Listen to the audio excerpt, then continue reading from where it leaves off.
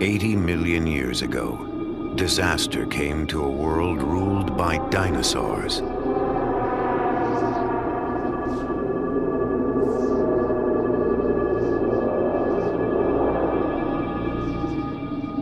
It came in waves of sand and wind that buried every creature alive.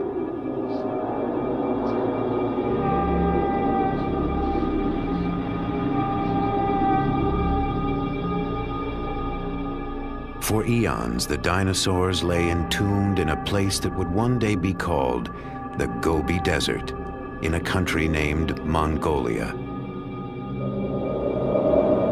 Among the dead was one of the strangest dinosaurs that ever lived.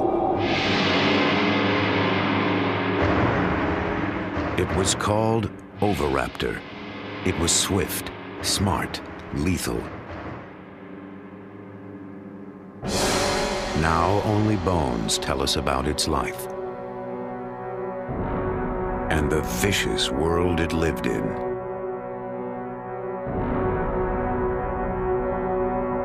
The bones have given us a glimpse of those ancient times.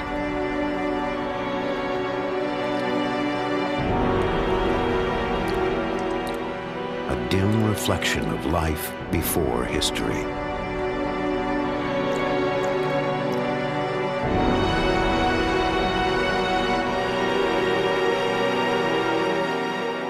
But there is more to the story. Still hidden in the vast emptiness of the Gobi. Now, an ambitious expedition is traveling to that distant desert to uncover the secrets of the Oviraptor's world.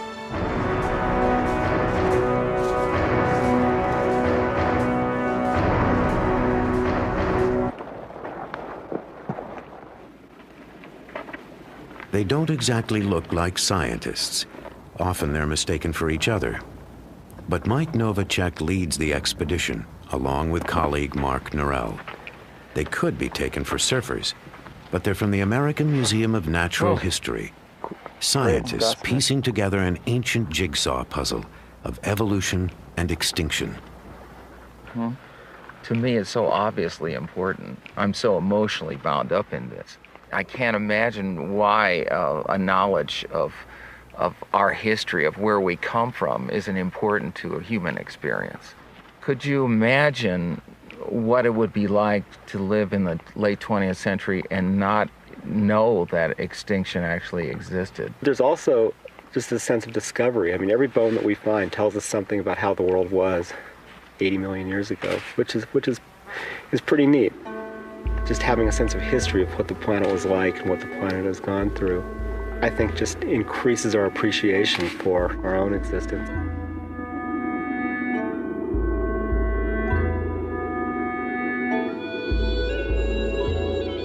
Mike and Mark are about to journey to the sun-scorched badlands of the Gobi. It's a desolate area, 500,000 dusty square miles of sand, scrub, and red rock cliffs.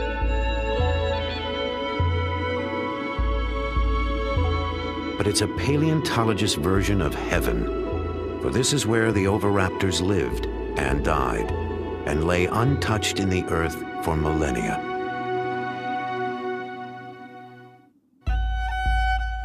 Then in 1922, one of the most famous scientific expeditions in history wound its way toward Mongolia's dinosaur graveyard. Its leader was a charismatic and controversial explorer named Roy Chapman Andrews. Like Mark and Mike, he came from the American Museum of Natural History. But Andrews was an incurable publicity hound and a scientific cowboy. Where his paleontologist used a camel hair brush, Andrews hacked away with a pickaxe. But he found one of the richest dinosaur boneyards in the world.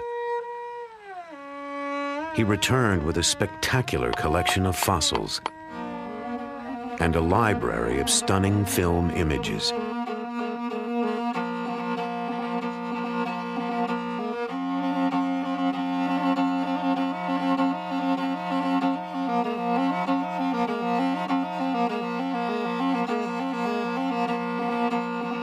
But in the 1920s, communists seized power in Mongolia. The open door to the West slammed shut. For the next 65 years, the fabulous fossil fields of the Gobi were forbidden territory.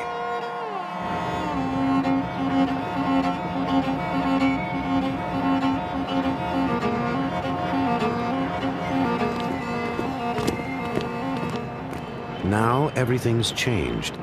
Only token symbols of Russia's domination remain. Finally, Western scientists can return. What about, we don't want those onions? They rot. They rot in 2 days. So Yeah. I don't know. Mark and Mike were among the first scientists allowed in. They're now back for their 6th expedition with the Mongolian Academy of Sciences. 3 kilos? 3 kilos. 3 kilos. Yeah. All right, ready to rock. I'm ready to roll.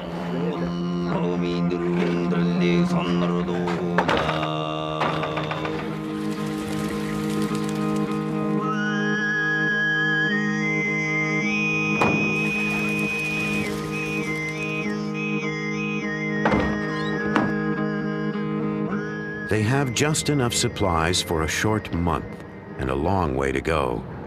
Retracing Andrew's footsteps on their way to one of the richest concentrations of fossils in the world, a place called Ukatolgad. Over a vast span of time, Ukatolgad was ruled by dinosaurs. Dinosaur history can be thought of as a great empire that lasted a few 100 million years. That's a significant slice of the history of life. Imagine that time from the moment the dinosaurs appeared till now is a single day. At midnight, dinosaurs first walked the earth. They're flourishing at noon. They don't go extinct until 5 in the afternoon. Time passes. The first modern man finally appears a minute and a half before midnight. All of our recorded history takes 3.5 seconds.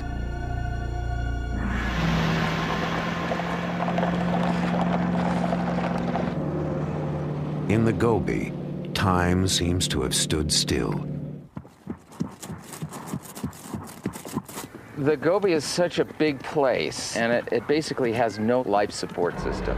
We really have to bring everything with us. So all our food, all our fuel, which we're carrying in a fuel tanker, all our supplies have to be treated like we're actually exploring a polar region. In such a vast area, success is never certain. Even getting there can be a nightmare. Roy Chapman Andrews thought he'd solved the problem in the 20s with a new piece of technology.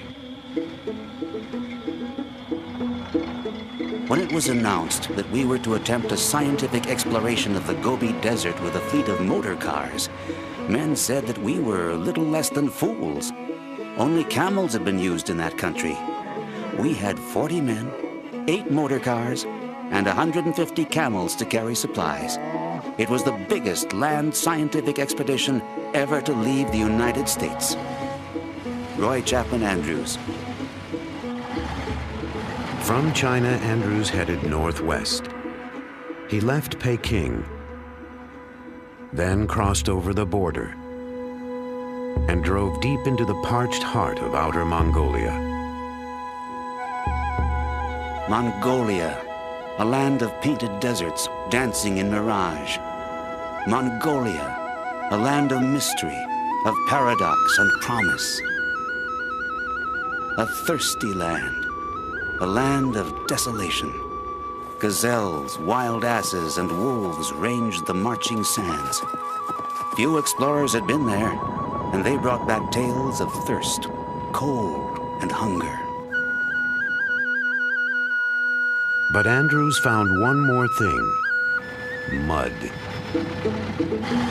Our average speed was only 4 miles an hour. Rocks, ravines, washouts, and ditches followed one another in rapid succession.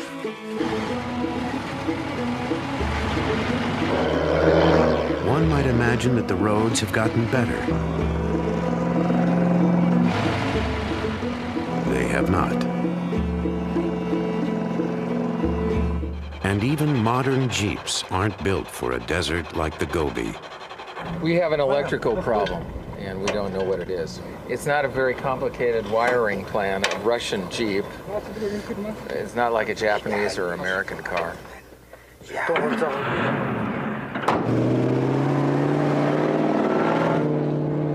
They're up and running, but next, it's a truck's turn. Piston, huh? We think it's piston number 6. A critical breakdown could have severe consequences. End of the expedition, if not the end of our lives. Maybe we'll make it. Oh, God. With the nearest gas station some 500 miles away and time already getting tight, things will have to go smoothly from now on.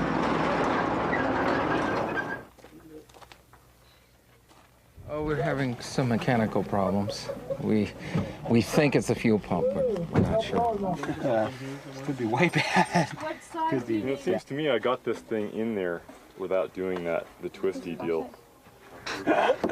Maybe we'll tow it or Abandon it. Get on with it. We can't stay here more than a day.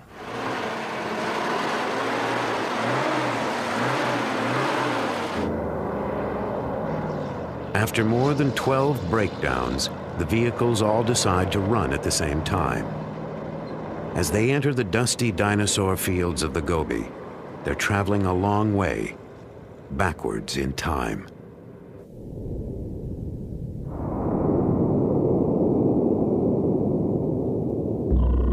Dinosaurs first appeared some 230 million years ago in a world with a different face. The creatures were thriving 100 million years later as South America and Africa split apart. About 75 million years ago, in the late Cretaceous period, dinosaurs began to disappear, leaving only bones behind. Their bones were more motionless than the continents. Then in the 1920s, Roy Chapman Andrews came to a remote place in the Gobi Desert he would name the Flaming Cliffs.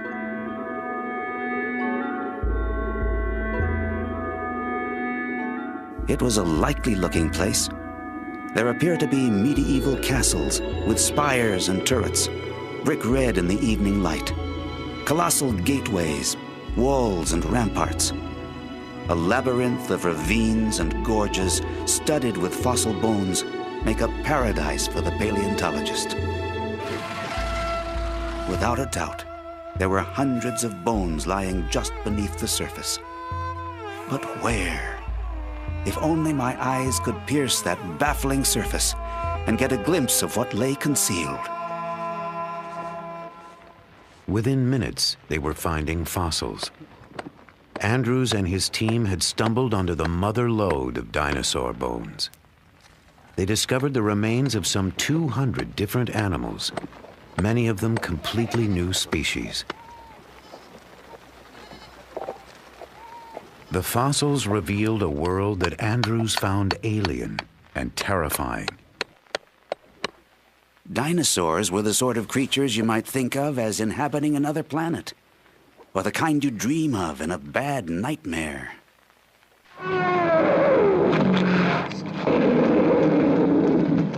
It was an image our culture nourished for generations. Dinosaurs were fierce, monstrous, and not all that bright.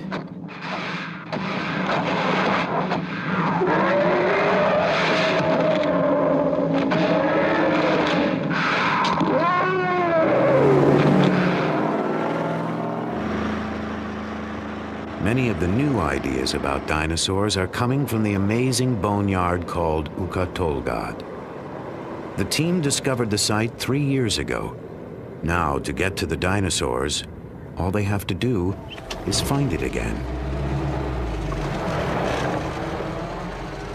The maps in general are pretty lousy for the Gobi Desert. The towns on those maps are myths in many cases. We don't even pay any attention to any of the roads marked on those maps. They're completely wrong. Even a satellite tracking system doesn't always help. So the satellite may know where you are, but the road you need may be in a completely different direction. So the roads here are very confusing. There are no signs, and many of them lead nowhere. Mandalobo. Mandalobo is here. So we're gonna go like this. Yeah. We're a little off course. We're not really lost. We're just a bit off course. So we've got to go this away and that away.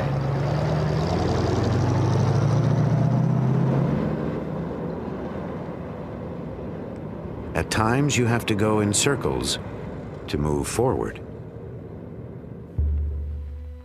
Roy Chapman Andrews, too, spent more than a few days wandering the Gobi. But in the end, he blundered into a discovery that stunned the world. A member of his expedition literally stumbled across a critical link in the great chain of being. On July 13th, George Olson reported that he had found some fossil eggs. We did not take his story very seriously. Nevertheless, we were all curious enough to go with him to inspect his find. There could be no mistake. Our paleontologist finally said, "Gentlemen, there is no doubt about it. You are looking at the first dinosaur egg ever found."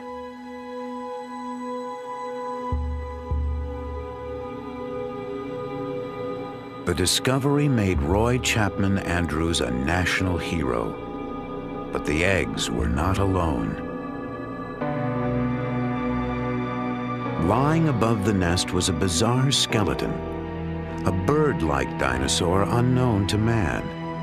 It had apparently been caught in the act of murder, stealing the eggs. So it was forever cursed with the name Oviraptor, Latin for egg thief. It would be years before we discovered the strange truth about the animal called Oviraptor.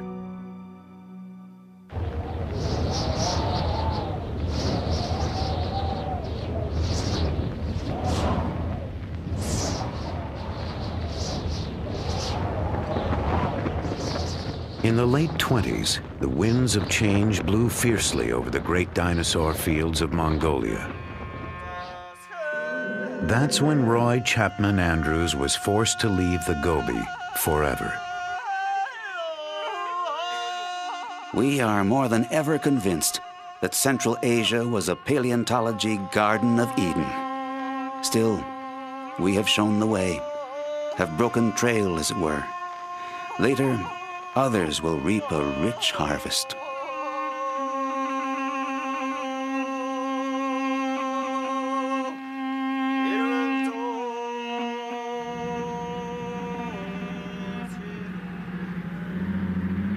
Decades later, Mark and Mike are hoping to find the treasures that Andrews left untouched in the sand.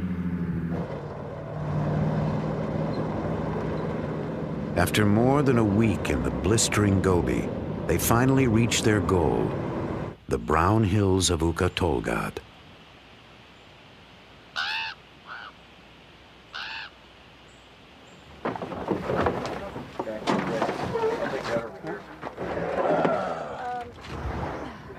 With all the delays, they've only got 2 weeks to work. This is the place where they've pinned all their hopes. With luck, a year of shifting sands has exposed more bones. But even here, there are no guarantees. It is possible to fail in the Gobi. It's a huge area, a huge tract of land. There are lots of rocks, but they don't all contain fossils. You can drive to what looks like the most tantalizing set of badlands you can possibly imagine and not find one scrap of bone. It's a treasure hunt in a way, and it is sort of like finding a needle in a haystack.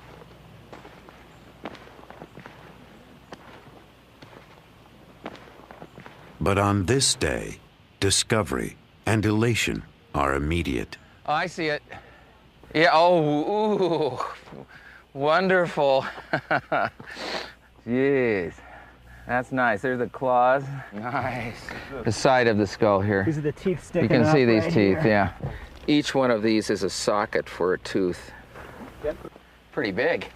This is the hand claw. Okay. Has this big thing right here on it. Retractor bulge. And it's a hand of an oviraptor. Got medium. They've hit the jackpot. Among their first finds are oviraptors, the creature Andrews knew as egg thief. That's it. Nice. Yeah, this is an Oviraptor. Here's a big male. Considering that Oviraptor is one of the rarest dinosaurs in the world, and there'd only been a handful of specimens found before we discovered this place, where we found 25. I mean, today we found at least 5 just in the first 20 minutes. This is really not what paleontology is like. Most of the time, you don't go find 12 skeletons in a half an hour. There's another one right there too. Yeah. Each one of these little mounds of little white flecks sticking out there, that's the eroded rubble of The sands of Ukatolgad, moving toward a tragic destiny. I think this was an oasis 80 million years ago.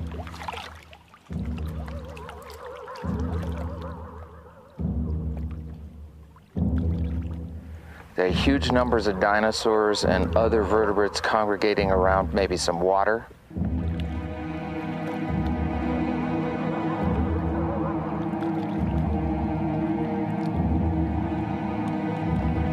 And on occasions, not just one event, but on several occasions, these animals were buried in these sands. We'd have to imagine an enormous sandstorm or an enormous force bearing down on these creatures for such a disaster.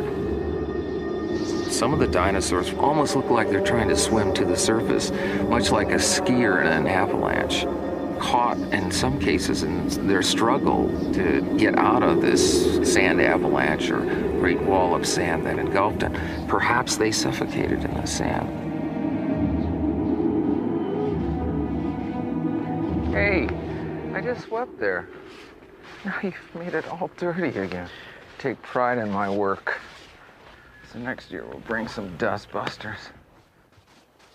The prehistoric sandstorm buried dinosaurs at every stage of life. And on their first expedition here, Mark and Mike made an unprecedented discovery: a nest with eggs. And inside one was an embryo. The embryo of an oviraptor, like a dinosaur on the half-shell.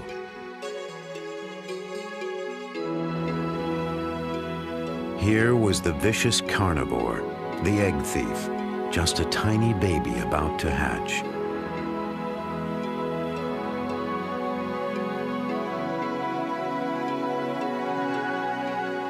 It was an important discovery, a secret moment in the very beginning of this strange dinosaur's life. This year, they're hoping to find out more about the oviraptor and its fate.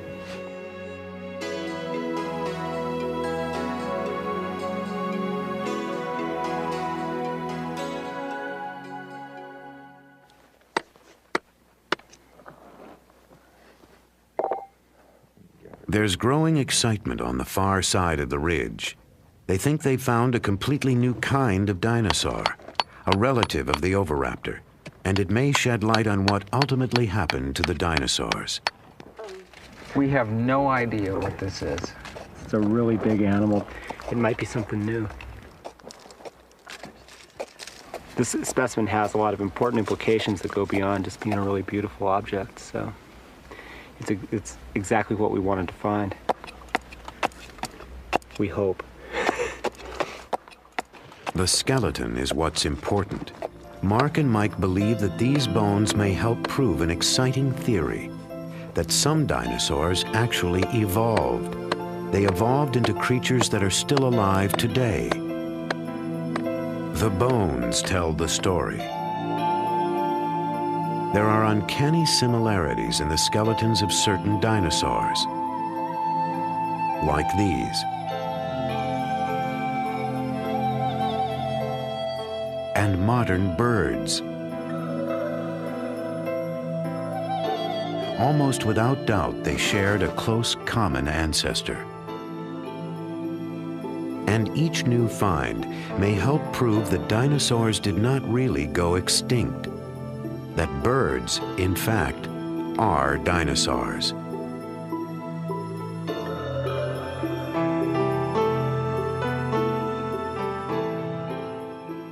Dinosaurs need to be thought of as incredibly successful animals that exist with us today. We just call them birds. Our skies are filled with dinosaurs.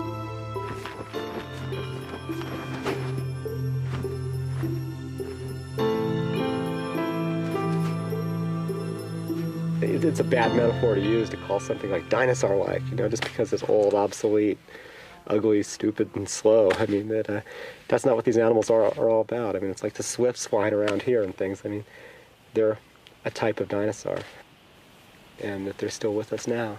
And the closest relative to birds is these small carnivorous dinosaurs that we've collected in these red rocks.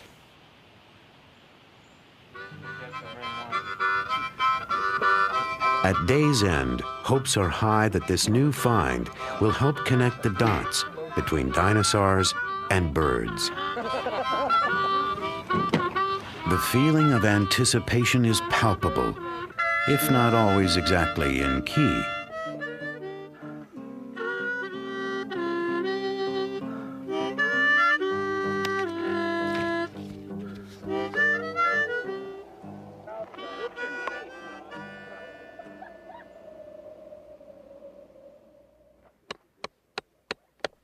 First thing in the morning, they're back at the site. So we hope we got something we can identify eventually. So Mike, work on that. Kill that beetle while you're at it. Here we go, Mark. Okay, pry it out. As they pry the rock open, they sense trouble. Yeah. Hello. Look at that. Yeah. I don't know what that is.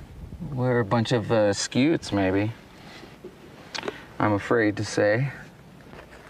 Could it be a theropod with arms? No. Well, there could be, but It's not known to science. I think what we're looking at is that there's a dead theropod right there that's gone, and we're excavating an ankylosaur. And the ankylosaurs are among the most common dinosaurs around. It's not a new dinosaur at all. It's not even related to birds. How sure are you? Clean. I'm sure this is an ankylosaur. I mean, I'm like 100% So do you want to just go positive. away?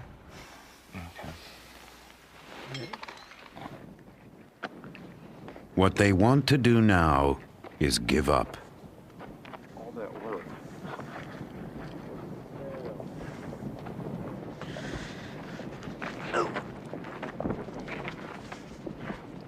Today, the dinosaur hunters have tracked down approximately zilch. Well, you win a few and you lose a few. That's just...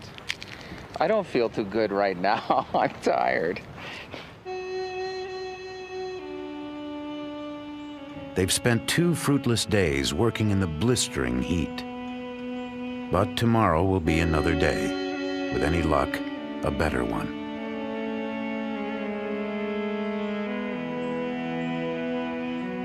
Instead, nature decides to add insult to injury.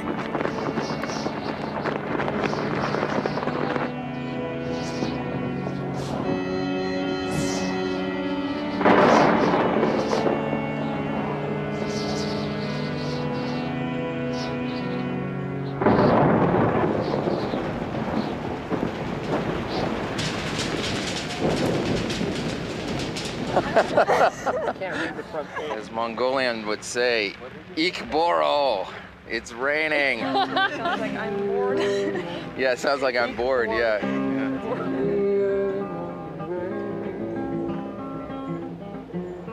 With $1 in my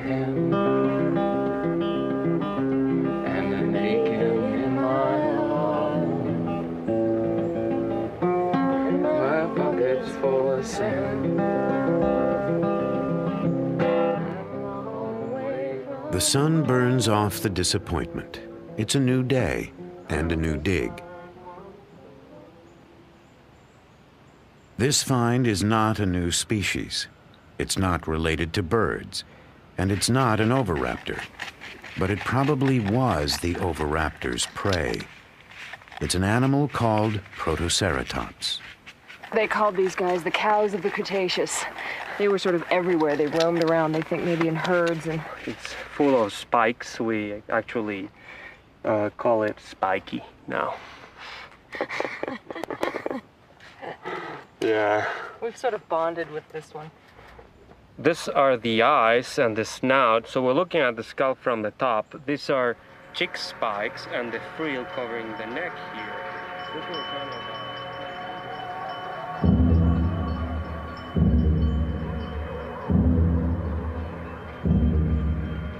Protoceratops was a bizarre dinosaur, a hog-sized animal with a beak like a parrot's, a strict vegetarian that grazed the ancient Gobi.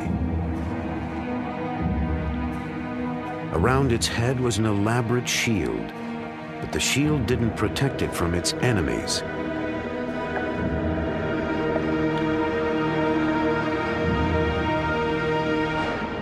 Enemies like the oviraptor.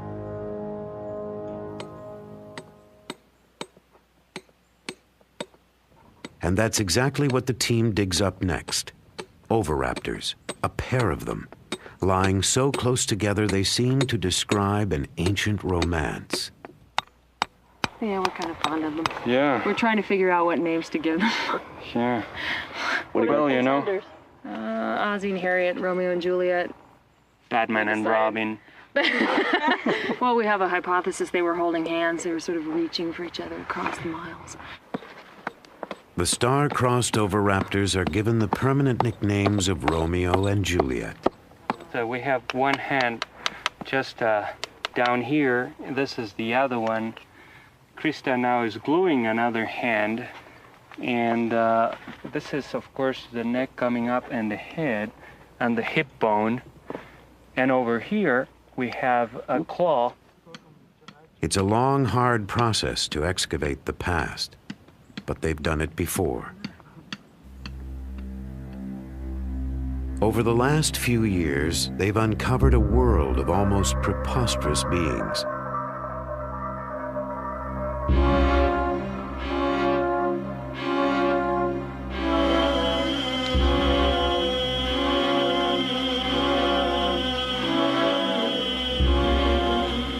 Some are related to birds.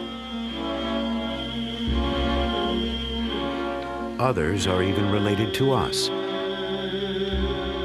Our tiny ancestors, mammals that lived alongside the oviraptors. Most of these mammals were small, like early mice and shrews. But these insignificant creatures gradually evolved into all the mammals of our world: the cats, the aardvarks, the whales, and even human beings.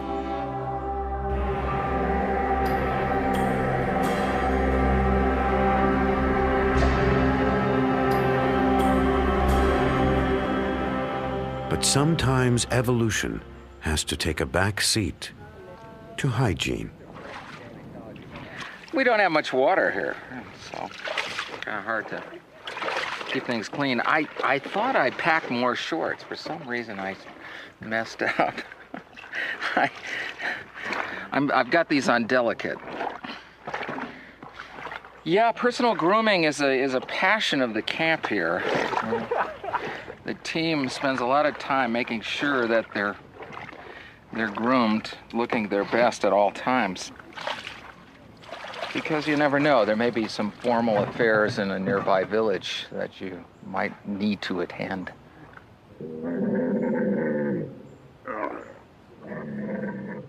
There are only a few days left.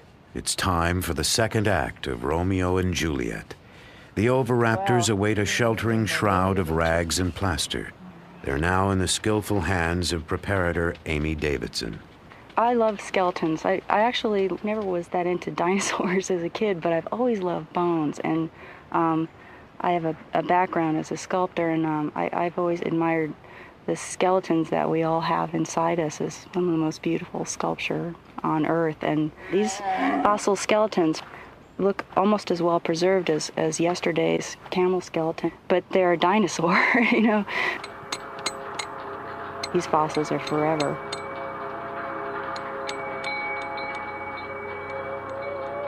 It almost lasted forever. For 80 million years, Romeo and Juliet lay together, reaching toward each other in death.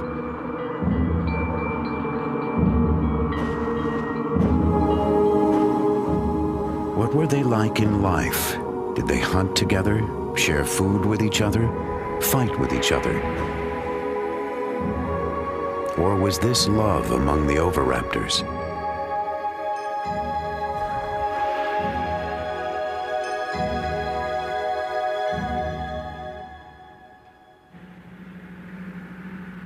Scientists may never know for certain if the bird-like oviraptors fell in love. But now there's a new find that digs even deeper into the private lives of the dinosaurs, a place paleontologists usually enter only in their best dreams. Oh yeah, it's farther down. They've discovered another oviraptor. And then, in the dirt below the skeleton, eggs, an entire nest.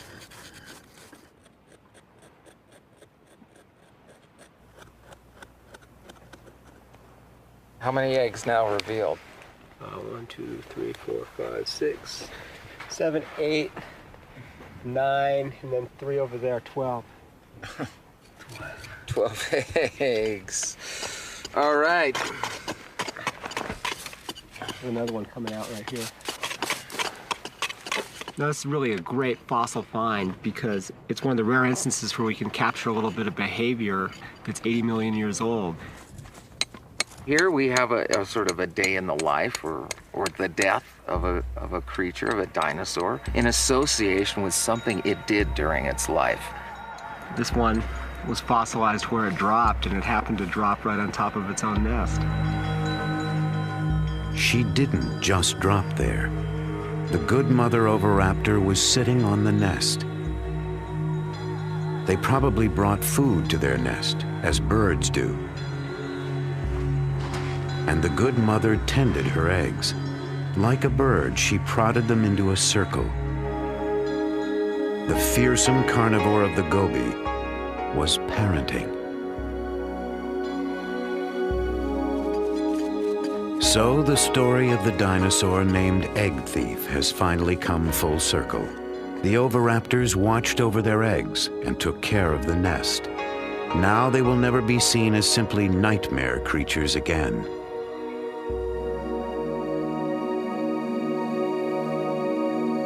The dig has been everything the team could hope for. But to see what they've really got, they have to get all the fossils safely out of the ground, and then take them on a trip exactly halfway round the world. Sheathed in plaster, Romeo and Juliet are now heavy, but dangerously delicate, like Rice Krispies wrapped in concrete. No, you went that way. Okay, go that way.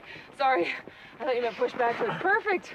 It's beautiful, Amy. More. It's beautiful. More. Okay. Nothing came out. Yeah. All right, Amy. Yeah. So far, so good. Now they have to convince the good mother oviraptor to come down from her hillside perch.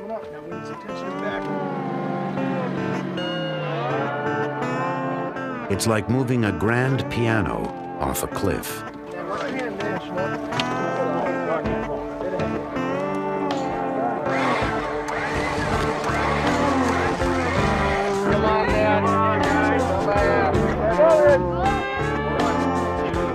Romeo and Juliet proved just as stubborn.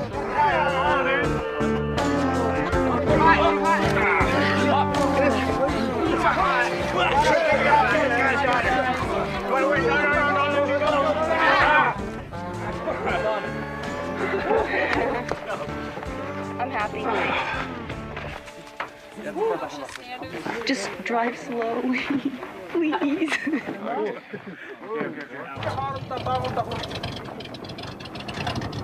It's not there yet. Could get lost in the mail.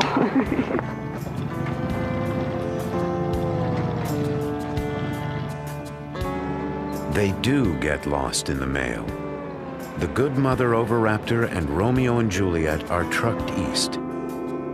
And then they disappear, lost somewhere in China.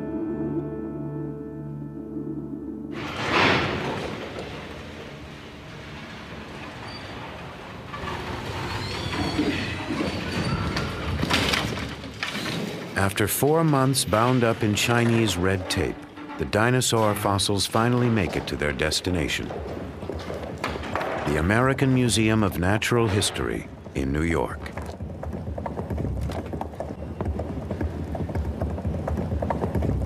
The first arrival is Juliet. She's headed for Amy's lab, where if all goes well, they'll find out what ancient secrets lie beneath the recent coat of plaster. I'm really glad this is here. This is great. From the summer in the Gobi to the winter in New York City.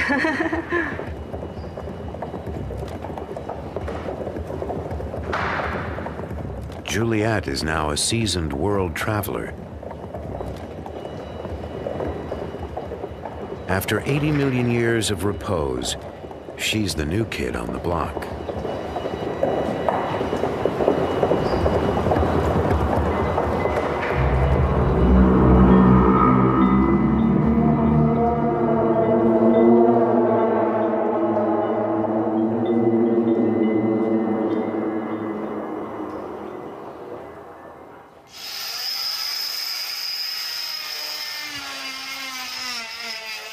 There's a lot of questions at this point.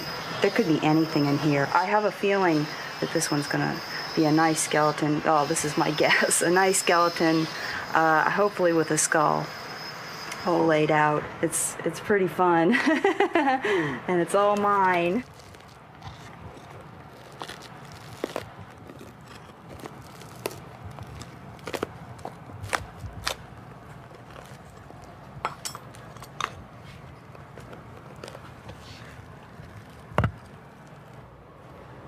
It's a tricky business.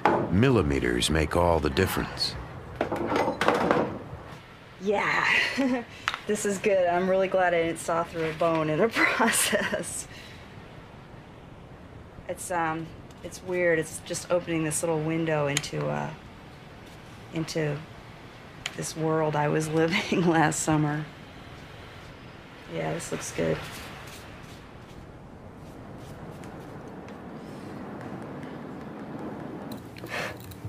After all this work, they still don't know if Juliet is an important specimen, whether her skeleton is perfect or a total ruin. Oh, this is great. I'm really psyched because this is the skull. It does have a skull. We're really, really happy. I like it, you know, working late at night. It's really hard to go home because I just look at it and say, I can't believe this. It's traveled 80 million years and halfway around the world, and it's sitting here, and you know, it's a dinosaur. Working late tonight? And it's so beautiful. It's the more I work on it, the more you see this natural sculpture. My work just sort of disappears and this beautiful thing comes out of the rock.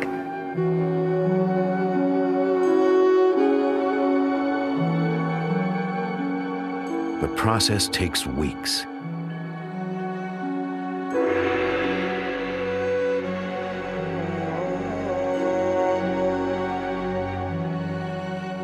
Finally, Juliet is revealed in all her splendor.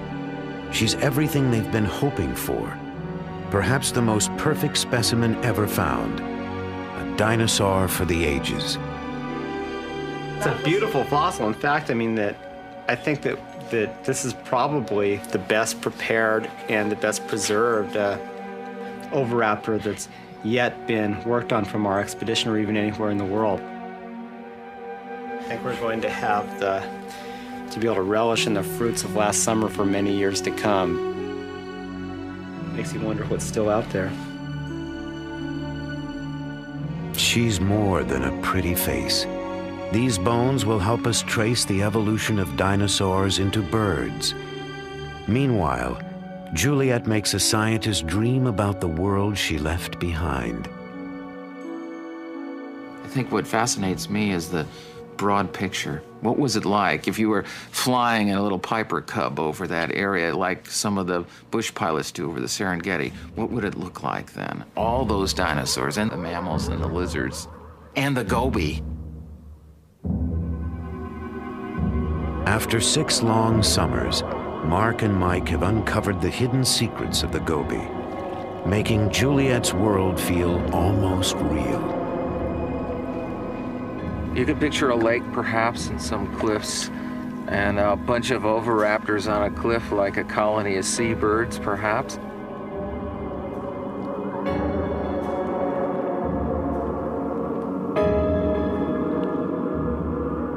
And a bunch of these tank-like ankylosaurs lumbering around near the pond.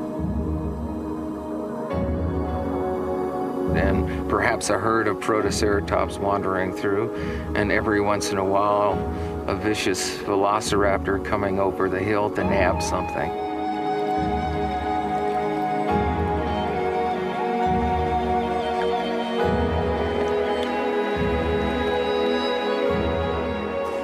And we can imagine the oviraptors, Romeo and Juliet hunting together, and the good mother minding her eggs.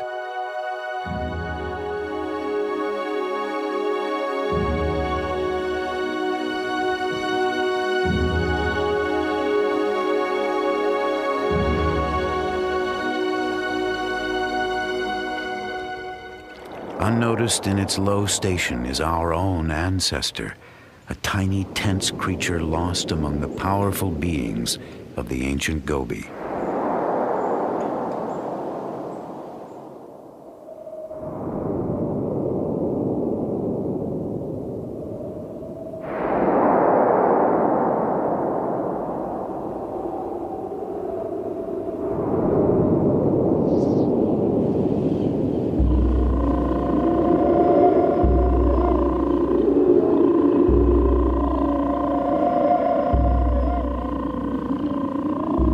In the end, they would all disappear from the face of the earth, along with most of the creatures of their world.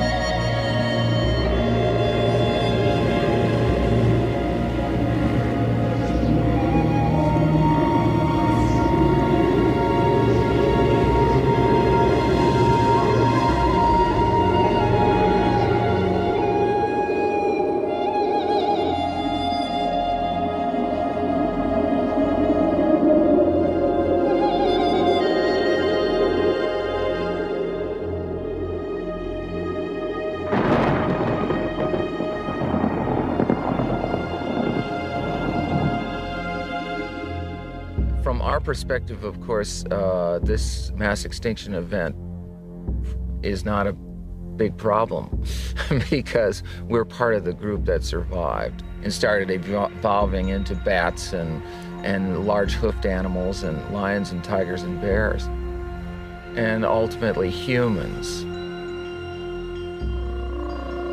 Ultimately, humans, like the oviraptors and most of the dinosaur kingdom, may not be able to count on permanent residence on Earth. Every species that's ever lived has become extinct or will become extinct. And whether extinction is due to the total decimation of a population or whether it's due to the evolution of that species into another species, nevertheless, everybody becomes extinct eventually. So in that view, we've had it. Some species lived and then died out, a story like any other story. Others evolved, changed, and lived on. So perhaps a message about our own future is encoded in these silent remnants of the past. The only real knowledge we have of our distant biological past is from the fossil record. And it gives us a sense of who we are and where we sit in the world and what that world might become. Time is the hardest rock to pierce, and the story of life, with its infinite changes, is the greatest mystery we have. But the expedition has been blessed with luck. They've gazed into the past and brought the violent and tender world of the oviraptor that much closer to our own.